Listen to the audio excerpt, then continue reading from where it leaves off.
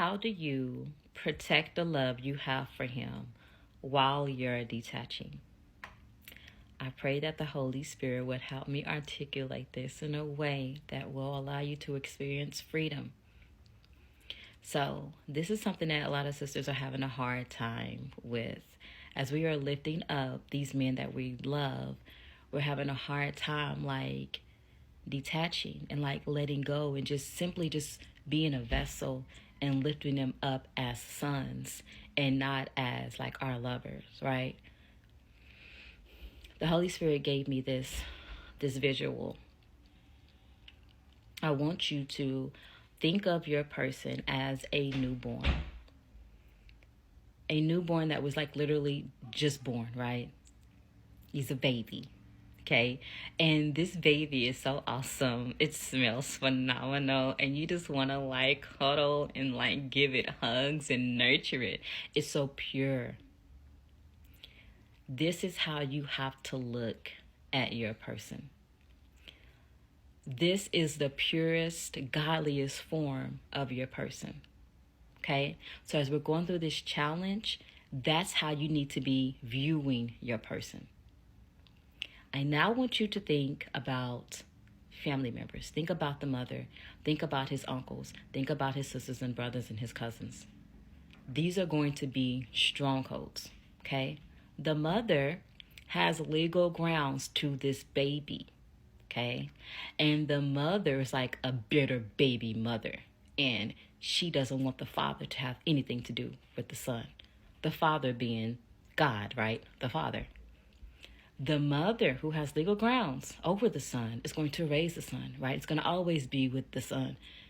The dad wants to be with the son, wants to love the son, but the mother will not let that happen. So the father is like, how can I ensure that my son knows that I love him? How can I ensure that my son is seen? How can I do this? The father decides to send someone else as a vessel so that his son can experience his love. Because the mother, the stronghold, ain't about to let the son go nowhere near the dad, right? So the father sends you a vessel. He pours all his love into you so that you can pour it into his son. Now what happens is that these strongholds start to see how you are bringing in this godly type of love.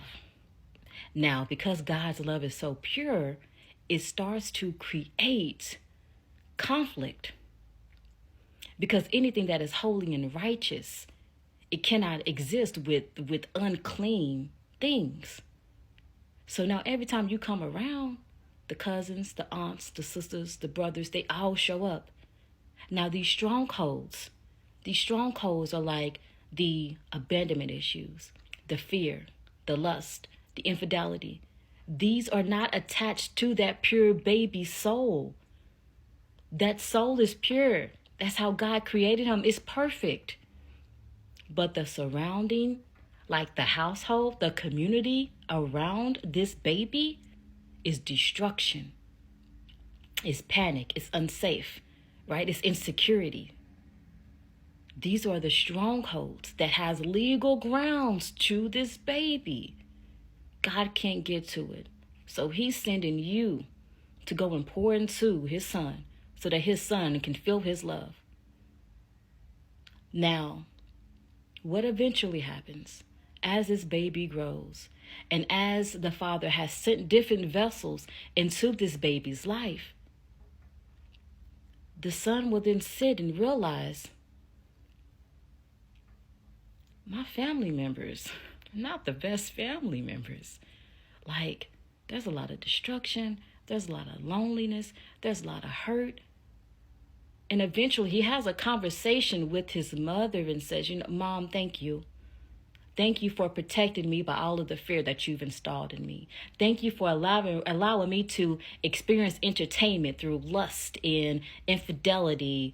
Thank you for allowing me to feed my flesh. But Mom, I don't want to do this anymore. I want to go be with Daddy.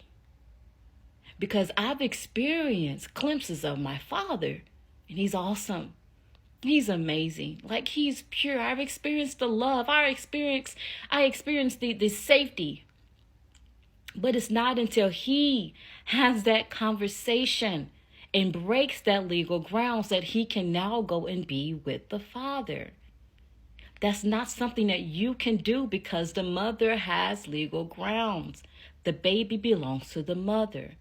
And until the baby can say, I don't want to be with the mother anymore, I want to be with the Father, that's when the legal grounds is broken. And that's when God can start to move and intervene on his behalf. But it's not until the legal grounds is broken. So you've done your job. Now, the only thing is that you're having a hard time not associating, or I should say, you're having a hard time detaching from the family members and not the pure soul. When you're praying for him, you're still praying for him as a lover, as a wife, as a girlfriend, and you need to be praying for him as a daughter, as a vessel. What I also want you to understand is that what he's going through with his family members, you're going through with your family members. You have your own strongholds, and God is trying to reach you. He's sending vessels to you that will guide you closer to him, that will have you make a conscious decision to say, Mama, I don't want to be here anymore. I want to go be with Daddy. Me, as an instance, I am a vessel for you. God sent me to pour all of this love, this knowledge, this wisdom, this understanding into you so that he can reach you. Now, know that I'm not getting anything out of me doing this.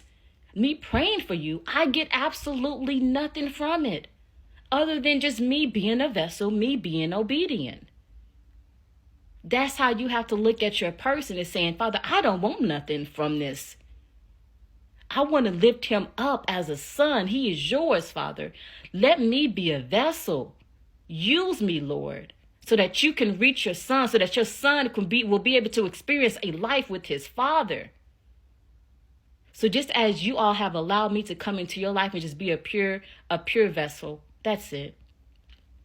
That is what God is using you for right now, for his son. But you have to let go of allowing the stronghold, the family members, to aggravate you, to frustrate you. Because that's what God is trying to get you to understand, is that those attacks that you're experiencing from the son, they're exposing the things that God is trying to get you to come out of agreement with. And I've tried to tell y'all from the beginning, this is not about him. It's not about the son. It's about you. And once you understand that, you can easily let go and lift him up to God and say, use me as a vessel. Let your will be done. And Father, if you want us to be together, then we will be together. And while you're doing that, God is now able to pull you away from your mother so that you can go and experience life with him. So, everything that you have experienced from your person, it was not him. It was the mama. It was the brother. It was the cousin. Now, I will say, the things that have been done to you, not just from him, but from anybody, it's not okay. It's never okay. And God will deal with that.